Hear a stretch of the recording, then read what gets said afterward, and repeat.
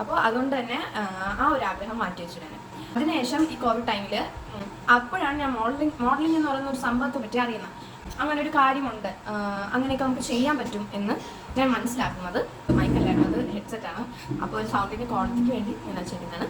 ആ ഒരു ടൈമിലെന്ന് പറഞ്ഞാൽ എനിക്ക് ഫാമിലി ഇഷ്യൂസ് കാരണം സിംഗിൾ മമ്മായിട്ട് നിൽക്കുന്ന ഒരു ടൈമായിരുന്നു. ഒരു ഫാമിലി, ഞാനും എൻ്റെ അനിയനുണ്ട്. അപ്പോൾ ആ ഒരു ഫാമിലീനെ ഇങ്ങനെ ഡെവലപ്പ് ചെയ്തെടുക്കുക എന്ന് പറയുന്നത് ഫുൾ അമ്മയുടെ കയ്യിലായിരുന്നു. അമ്മ ഒറ്റയ്ക്കല്ല, അമ്മയ്ക്ക് സപ്പോർട്ടായിട്ട് അമ്മ ഉണ്ടായിരുന്നു. പക്ഷേ ആ ഒരു പ്രായത്തിൽ അമ്മമ്മയ്ക്ക് എന്ത് ചെയ്യാനാവും? എനിക്ക് തന്നെ 15 വയസ്സുണ്ട്. അപ്പോൾ അമ്മമ്മയുടെ ആ ഒരു ഏജ് നമുക്ക് ചിന്തിക്കാവുന്നതേ ഉള്ളൂ.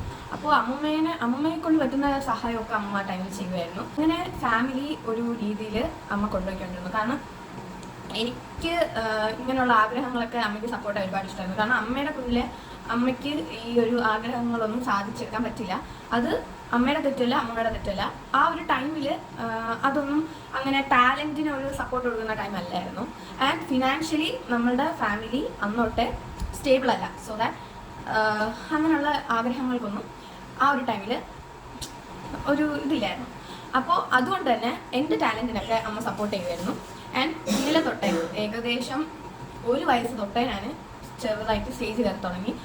1 വയസ്സിലെന്ന് പറയുമ്പം നമ്മളുടെ ഈ പുഞ്ചിരി മത്സരമൊക്കെ അല്ലേ, ആ ഒരു ഇതിനൊക്കെ കയറി തുടങ്ങി.